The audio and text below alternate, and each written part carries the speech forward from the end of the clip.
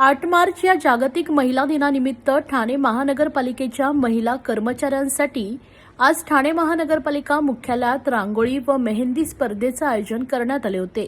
या स्पर्धेचे उद्घाटन महापौर शर्मिला पिंपळकर यांच्या हस्ते करण्यात आले।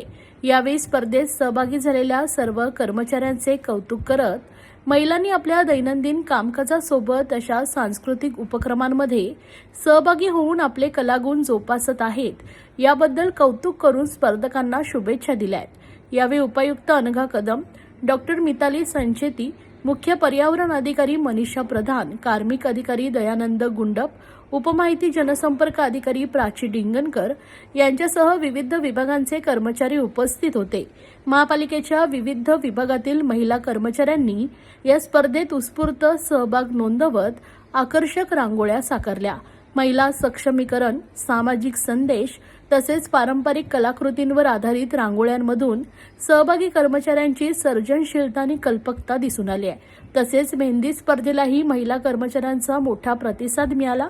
विविध सुबक आणि आकर्षक डिझाईनच्या माध्यमातून कर्मचाऱ्यांनी आपली मेहंदी कलेतील कौशल्य सादर केले।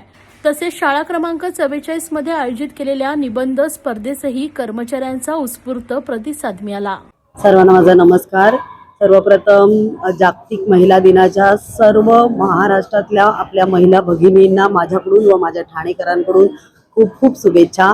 ठाणे महानगरपालिकेमध्ये आज महिला कर्मचारी अधिकारी या वर्गांसाठी आपण निबंध स्पर्धा, मेहंदी स्पर्धा आणि आज प्रथम पहिलाच दिवस आहे जो रांगोळी स्पर्धा खूप सुंदर पद्धतीच्या सणांवरती सांस्कृतिक पारंपरिक पद्धतीच्या रांगोळ्या आपल्या कर्मचारी महिलांनी काढलेल्या आहेत।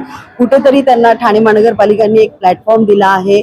आज महिला प्रत्येक क्षेत्रामध्ये आपल्याला दिसते आहे आणि तिचं हे काम या आपल्या महाराष्ट्रासाठी मला वाटतं कुठेतरी उल्लेखनीय आहे आणि असंच काम आपल्या महाराष्ट्रातल्या आपल्या देशातल्या सर्व महिला वर्गांनी खूप चांगल्या पद्धतीने करतायत। माझ्याकडून पुन्हा एकदा त्यांना खूप खूप शुभेच्छा। धन्यवाद।